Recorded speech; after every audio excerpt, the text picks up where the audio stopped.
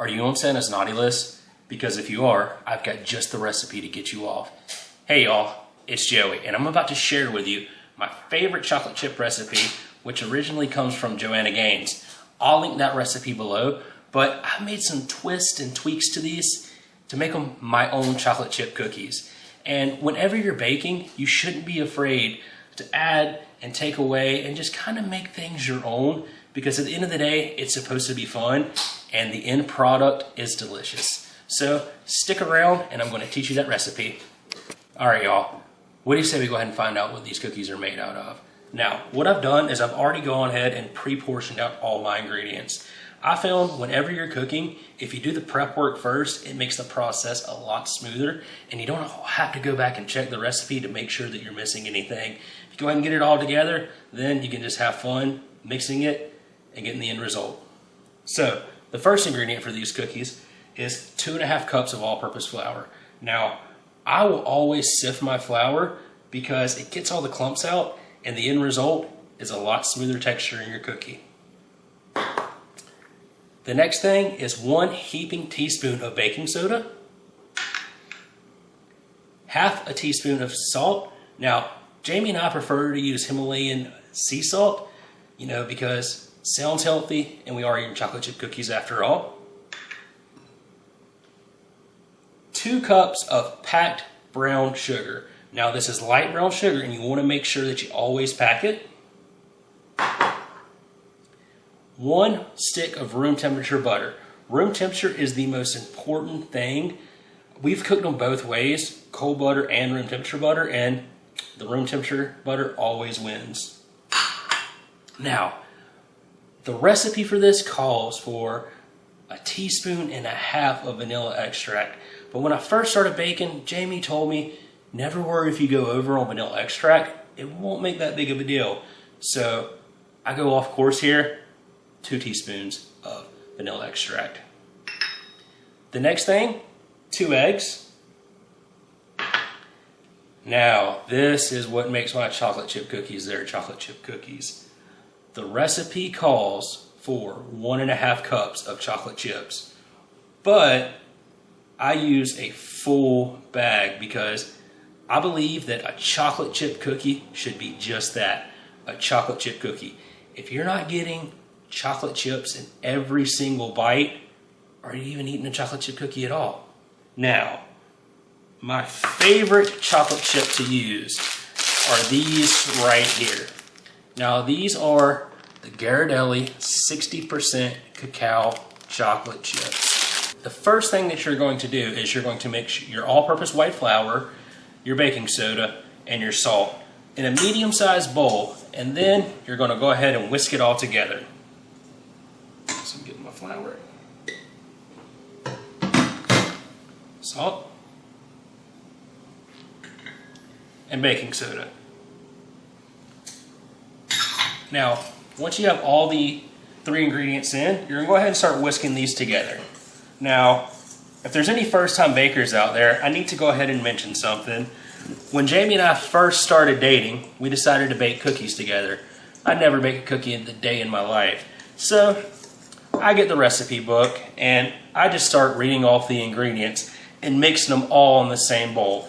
I went with eggs, flour, everything all at once. And then Jamie said, Joey, are you putting all those ingredients in together? And I was like, yeah, I'm reading the recipe. She goes, you have to keep the wet ingredients separated from the dry ingredients.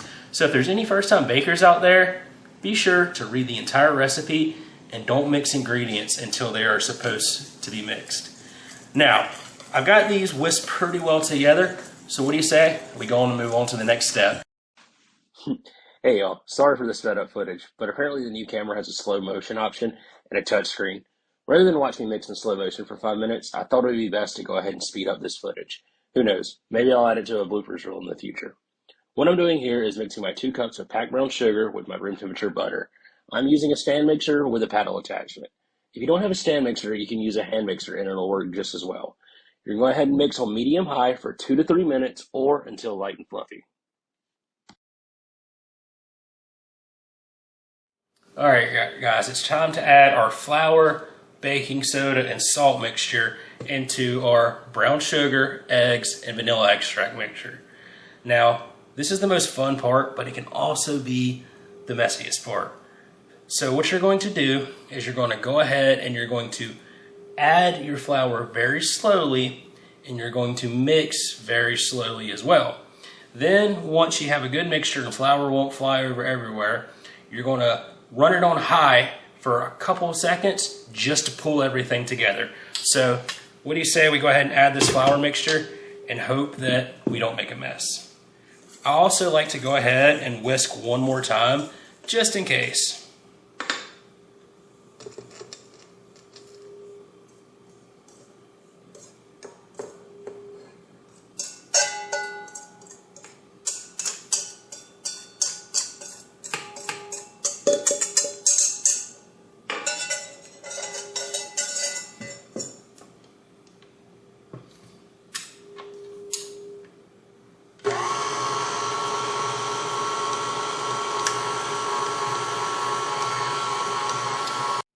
Alright guys, now it's time to add the best part, the chocolate chips. So with adding so many chocolate chips, it does a little bit of a number on your mixer. So you're going to want to make sure that when you're mixing this, you make sure that you've gone to your lock position. And I like to hold on to the top of mine just to make sure that it stays a little bit stable. But first, let's go ahead and add those chocolate chips.